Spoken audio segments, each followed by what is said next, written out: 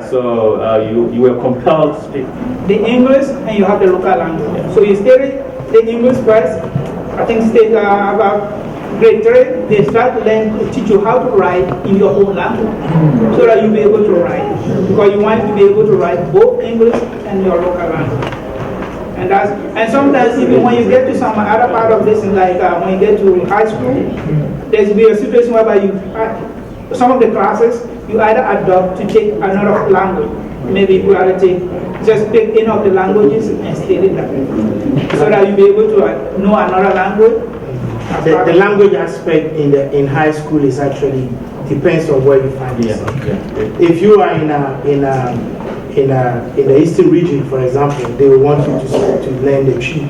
Just as Ashanti, they want you to learn the Ashanti. in the north. In the north, you probably have to speak. If it's Tamale in the north, if it's Tamale, then you are speaking the Boma. If you go a little bit higher, you're speaking Mafunsi. If you go to the left, maybe Tagati. You know, it depends on where you find yourself. But English is the common language. But if you speak Twi, you'll be fine in every region, because chances are that you'll find someone who can translate Twi for you. Not so much the other languages. Yeah, for the education, this is how the education structure is in Ghana. I was a teacher. This is what we used to do. Like, for the first grade to the third grade, the medium of instruction is the local language. The child to pick it up. But from third grade to we use English, for that it's forced. You must speak English. From third grade upward, you speak the local language in school, you get punished. So the English was like, it's a forced language that you're supposed to learn. So from first grade to the third grade, we use the local language for the children. From third grade upwards, it's English. Yeah. So you would find most Ghanaians write well, but we don't speak well. However, when I heard that keep insisting on the Queen's language, that is what we were supposed to learn, the British English. So when I came here, I found myself having problems talking, you talk, and then we were like, what is he saying? The accent, they say, you have an accent, what is he saying? They don't really. So I developed this funny thing when I was in the army. And somebody says, I said something. What did you say? Okay, I keep quiet. And as soon as they start talking, the slides are there. I said, speak English. I also asked them to speak English. But when you're writing, Ghana has decided to accept the American way of writing as well. For example, we realize that the American spells like program, P-R-O-G-R-A-M. The British will spell it P-R-O-G-R-A-M-M-E. Okay, so, and then flavor. Flavor. The British will add U in there. The British V-O-U-R, V-O-R.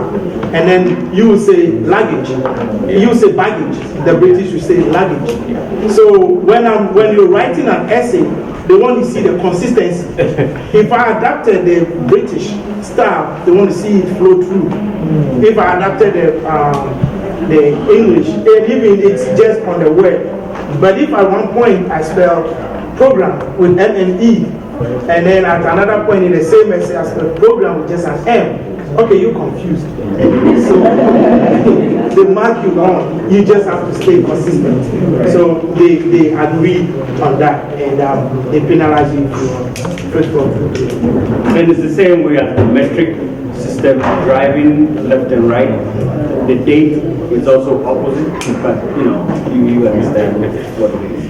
Yeah, we were supposed to do the language part for 30 minutes, and then the panel discussion. I think so. Yeah, but I think it's just melted into it. So we just continue until it's over.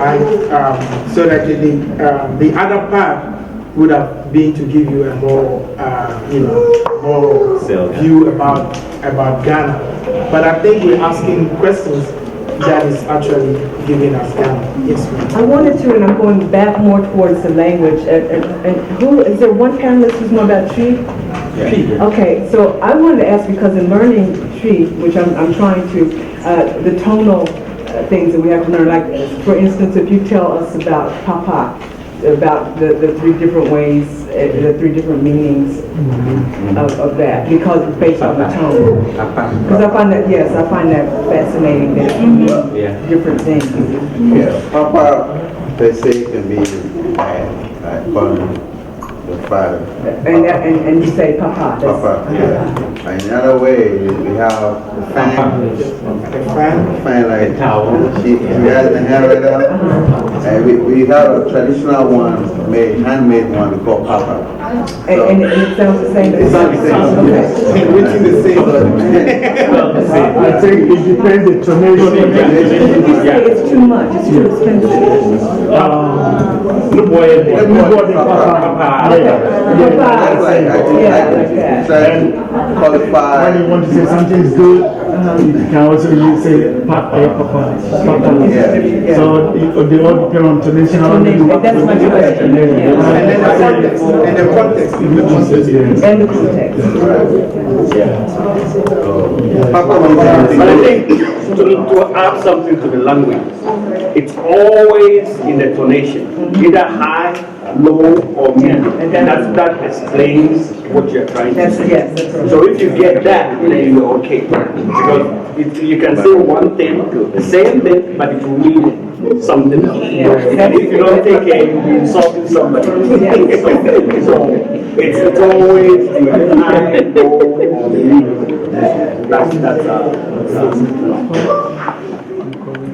So, Yes. and African thinking, what would be the reason why Ghana is so cohesive based on, not tribalism like other African countries? Well, is there any historical? It's the culture and the mindset of the people in Ghana. For some strange reason, we are very, very, very welcoming and very, very, very respectful. So it's something that, like a domino effect, that goes around in the country. But I'm not saying everything is right. In everything you have the good and the bad. But the main thing, the cohesiveness of which we live together, it's very unique.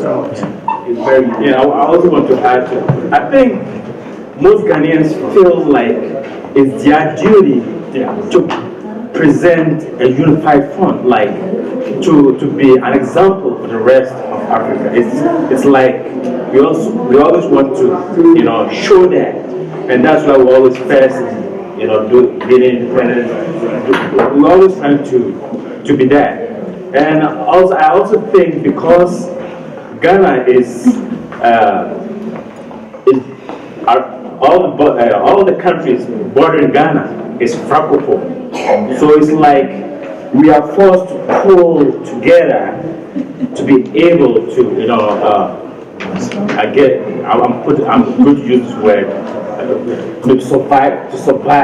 So it's like because all the countries bordering Ghana are French speaking. And we are in the middle, speaking English and Nigeria. And so I guess that's why we are out of cohesive. All right, so to also add to what he just said, the educational system in Ghana was made in such a way that people got the chance to travel from their home region to other regions. Now, Ghana as a country is divided into 10 regions. So if I am from one of the regions, let's say in the south, I have the chance to go to one of the regions in the north to go and study. So there is that understanding, the cultural integration of people within the various regions. And that really helped in solidifying the kind of unity that we experience as a country today. Yeah, and to add to that, there's a program called National Service in Ghana. After, after in the past, we used to have O levels and A level. After your A levels, you did your national service, and then after the university, 3-year university, then you did the second national service. And usually, some people try to get away from that, but most often than not, you are pushed to a region outside where you came from. So, and like for me, taking myself as an example, I was born in the South. My folks come from the North. I did my high school education in the North, partly because it was cheaper to do it in the North. So that gave me, both sides, and that is true for a lot of people, in Ghana. And the boarding system, I think it's one of the things that helped Ghana. The boarding system means when you graduate and you go to secondary school before you go to the university level, you can travel from home far away to a place that you don't know anybody. With your trunk. With your books and everything, and you go and stay there with strangers, total strangers. They all speak different languages. But what it does is it helps you to learn different characters, and it helps you later on in life. So you go and spend about 3 months over there just studying with different people, and then you get a vacation, you come back home, then you go back again. So here you are mixing with A, you are mixing with B, you are mixing with C. So you tend to learn the different cultures, you respect everybody, and then you also learn, to me, character. Because when you grow up, you are going to meet all different characters in your workplace. But you've already learned that already. So you can cooperate and manage yourself, how you're going to be influenced by different people. Yeah, you're absolutely right. Boarding helped me a lot. One of the good things about what you just described is you get classmates as you leave, because somewhere along the line, when you come out of the system, you're looking for jobs, you'll be surprised that one of the people you work with, you were in classroom, they are going to be the people on the board that is going to interview. So he knows, or they can connect you. So you see, we are interconnected. We are, but bringing it on a more political level, to answer your question, I remember in one of my discussions with one of my lecturers, I made this observation that Ghana, at that time, Ivory Coast was having their strife, and I made the point that I think Ghana has had enough. We have ours not on the scale of that people have it like this, what do you call it, a civil strife, but we have ours on the scale of the numerous coup d'etats, and we don't want it no more. Right now, if you do it, you become so unpopular, you wouldn't even believe where you come from. You probably be like, you don't belong to the human. So we have been able to evolve, on that scale but beyond that is the different scenarios that have been portrayed over here. We have become so cohesive that you definitely will have somebody in your extended family system that has somebody married to another person in a different culture or a different religion, that you just feel belonging to them. So we just interweave, and it's very tight and delicate. I have a question. Do your children have to go outside of Ghana to be educated? No, we have everything in Ghana. You do? Okay. But eventually, at a point, you might for different reasons, you might find yourself outside Ghana. I'm here, I'm a student. I came as a student. It depends on the status. Like rich people, They can send your kids outside, say overseas, outside Africa, like or Europe, America, anywhere to study. And sometimes the government to support and pick up some scholarship students and send them to say Cuba or anywhere, and the government will sponsor them to stay based on what the government wants.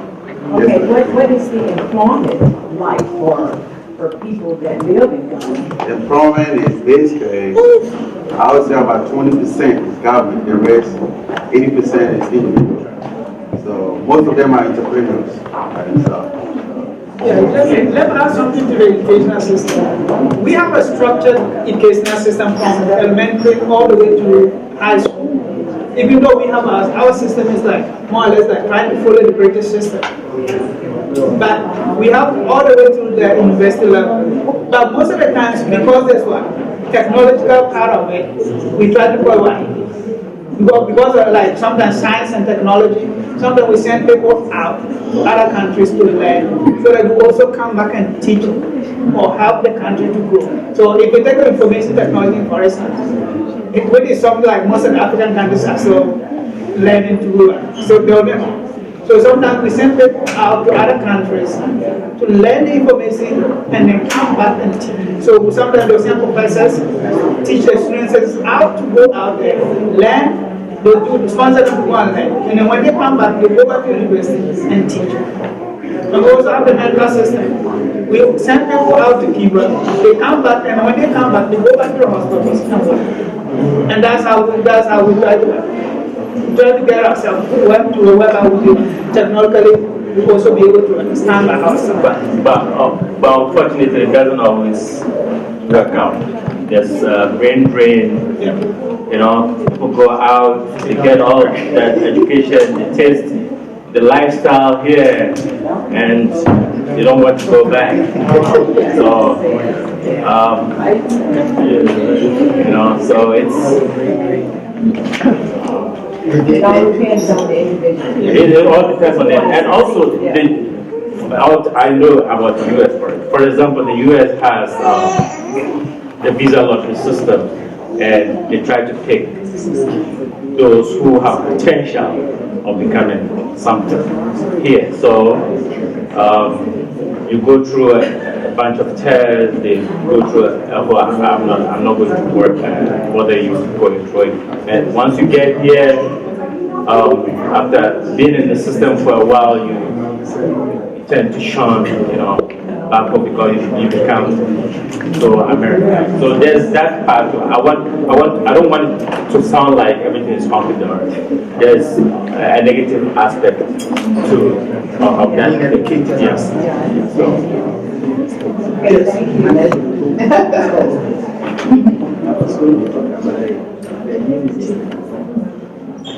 With the unity system too, one of the main reasons why we are so united is that Ghana, we have the seniority. If you were born in the afternoon and I am born in the evening, you are my senior, right? So even if I'm mentioning your name, I cannot just mention your name just like Mohammed. No, you are my elder brother, so I have to call you brother Mohammed. So we have that seniority. In my own culture, if someone who's older than me come and I'm sitting down on a chair, I have to get up for the person to sit down. So we have that seniority. And because of that, there's always unity, and it will continue to. We will continue to be united. Yeah, very true. The respect for our elders, it's always hammered home from childhood, and because of that, you will find even folks who are not in your family can correct you if you do something wrong. I had people whooping my behind, even though they were not my parents, and my parents will encourage that, like, good job, you know. So You just pray when somebody in the community, an elderly person in the community, disciplines you. You just pray that they don't come in to tell your mom, you get the doing this, and okay, you get the second one. Because that's the same thing that exists. That's the same thing that exists in the South. I'm from the South originally, and you always respect your elders. Right. The same thing you're talking about. I guess that came from it came from Africa. And I find here the most too is age difference. Now, you know, like when I was young, we just like the same thing happened with us. We didn't disrespect our elders. If we did something that they were able to spank us or chastise us, then you better not tell your mother. Double time. So, and I think that some ways that we've lost a lot of that. Yes. And that's why we have so much trouble with our children now is because of respect. That's right. Yeah. It's gone. And we desperately need to get back to our roots. Because even though we are in America, we still have roots in Africa. That's right. And we need to grasp hold to our roots and hold on to and cherish what we have as black in America, in everywhere. And this concept of respect for the elderly actually even goes beyond the physical realm. You know, when you look at the African concept of religion, they actually respect even the unborn, and those that are passed on are our ancestors, and they give reverence to them. But when you see a typical African colonization, first they give order, you know, they call on the omnipotency of God, you know, and then they will call, they believe that God is the Most High and Mother Earth is his wife. So they call him and they call the Mother Earth, and then they will call the ancestors. So you see the order of importance. So even those that are born, those that are dead, we respect them, even though they are not here. And you don't say anything bad about those people. You know, we give reverence to them. And so from there, in the physical realm, the order still goes on. So they call on, you know, the elders in the home, and then, you know, before your turn comes.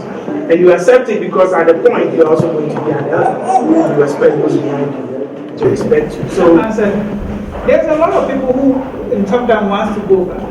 But the problem sometimes is the system here is what? The system here, when they go back, sometimes they find it difficult to cope up with the system because America is a capitalist country, whereby Ghana is a fuse of the traditional, more or less like a fuse of so many systems.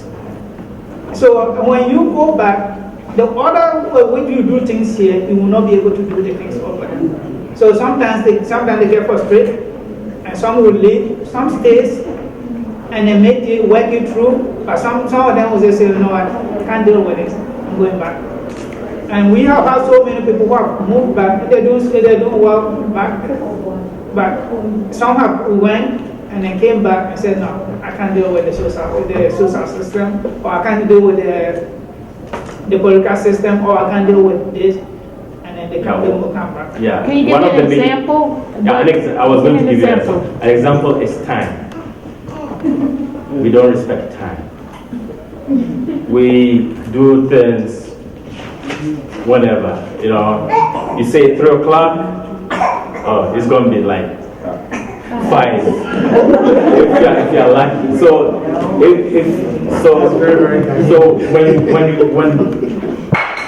dealing with, that's expensive too. Yeah. So when dealing with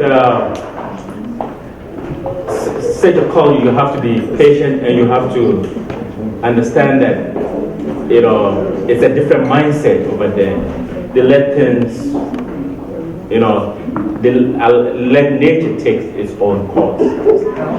Yeah, so it's, you have to be very, you know, relaxed, flexible.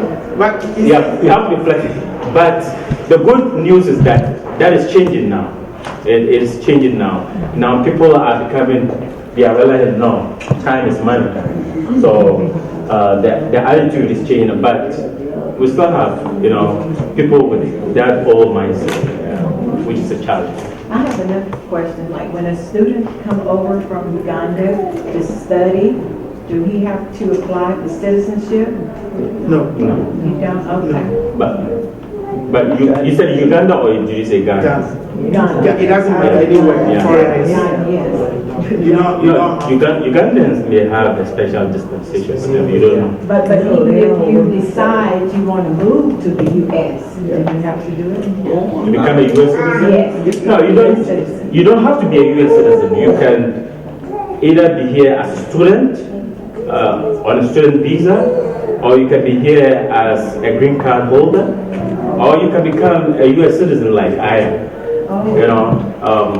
First I joined the army. I was in the army for 8.5 years, and by the virtue of me being in the army, I was eligible to become a U.S. and I elected to become a U.S. citizen.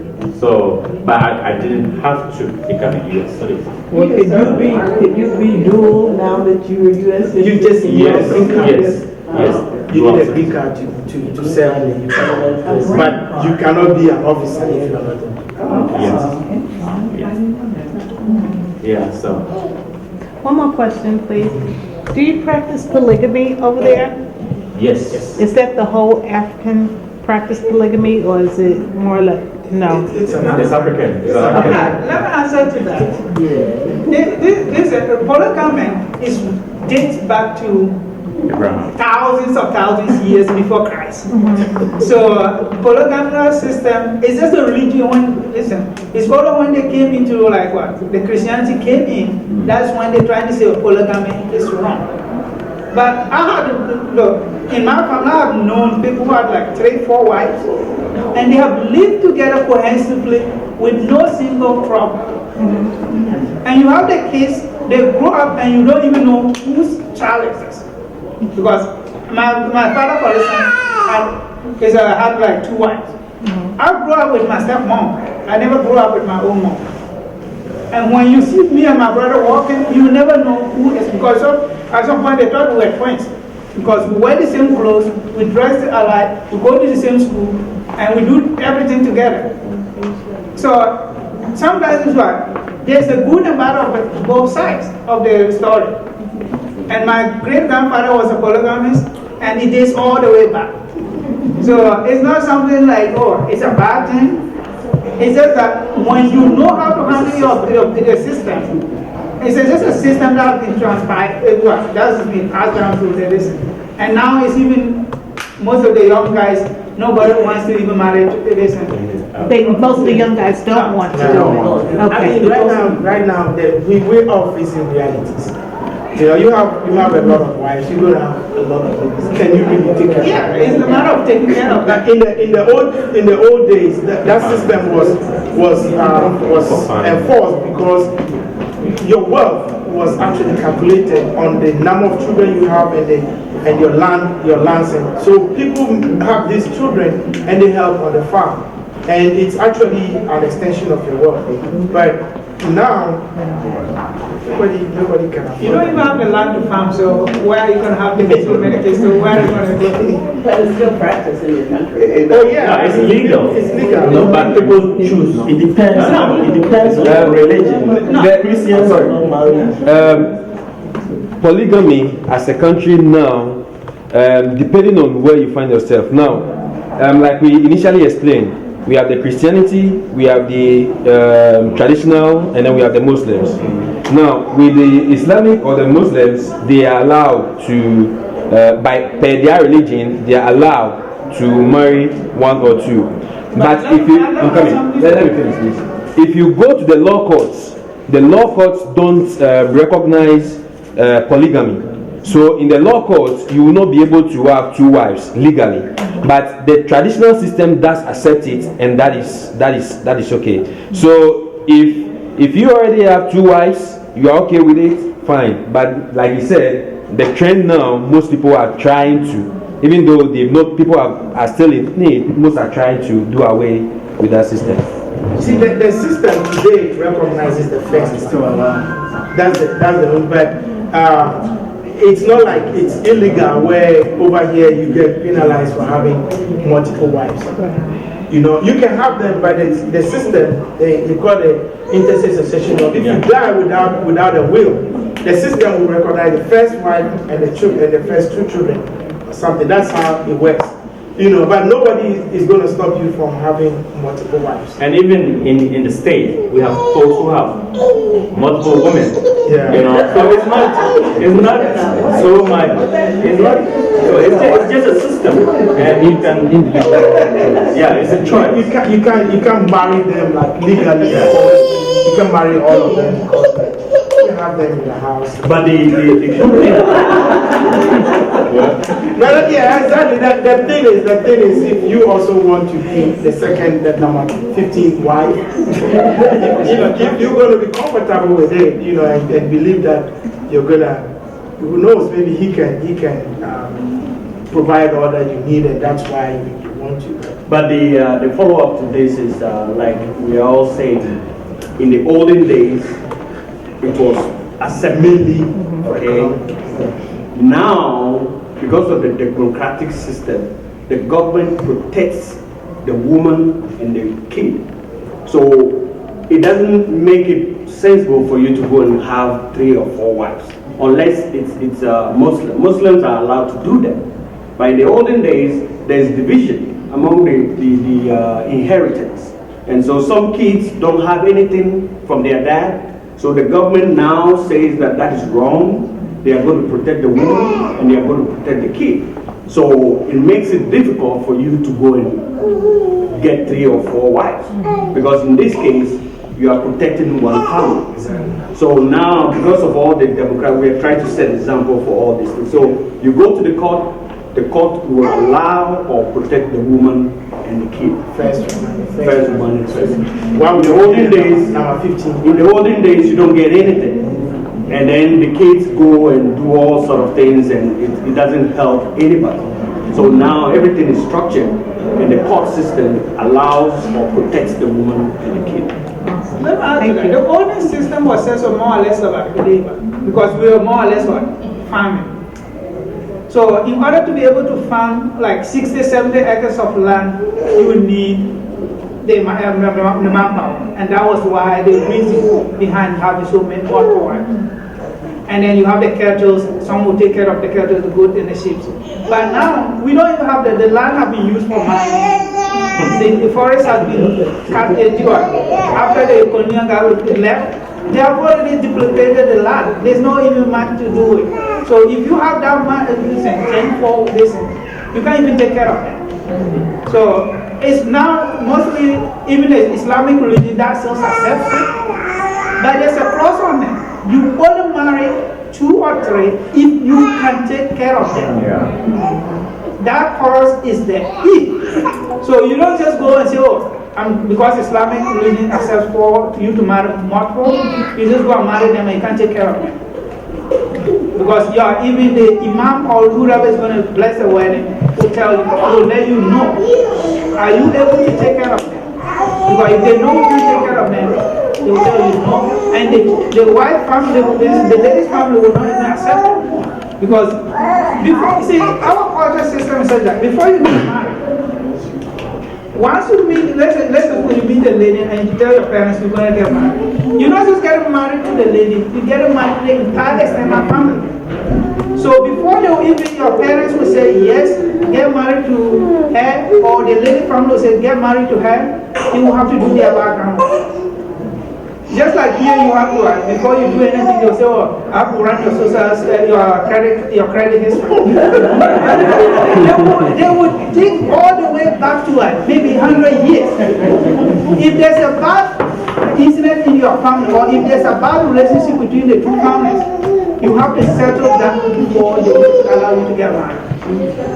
So those things are this thing that mostly, before they will even let you get married to as a second wife, maybe the man is wealthy enough to be able to take care of the second wife. And that's how it is done. But so to your answer, everything is coming down now.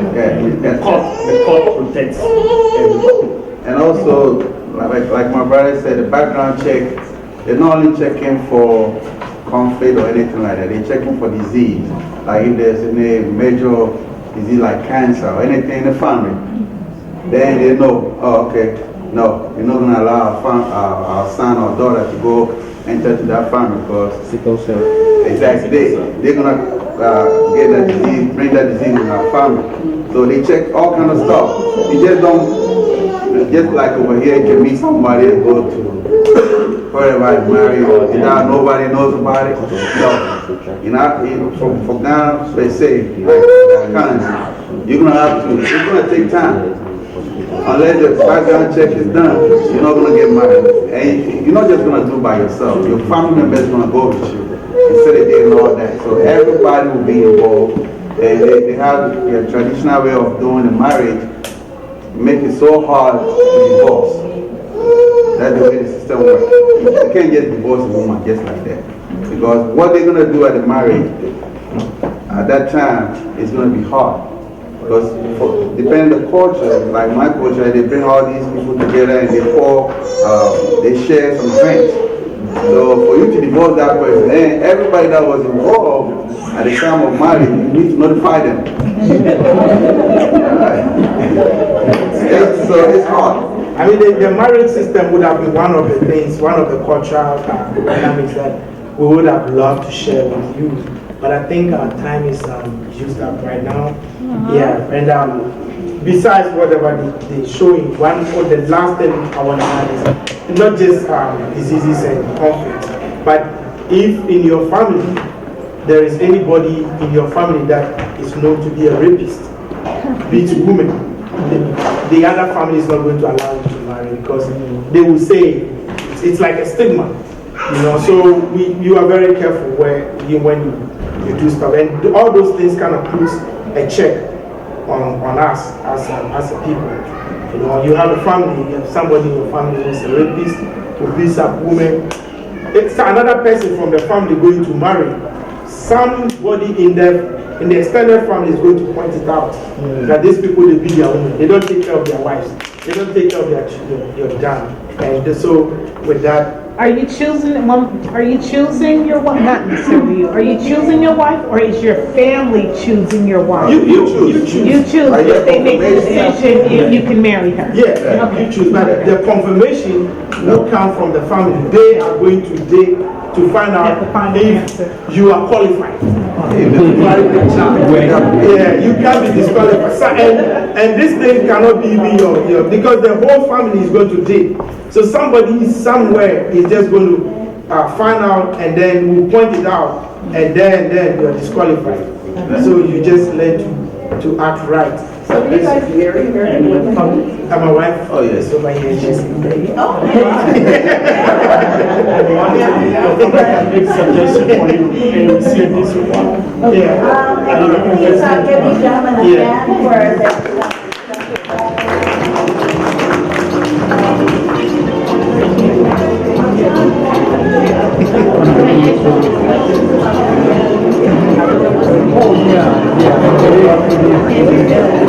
One, that is one of the cultures that came from Israel.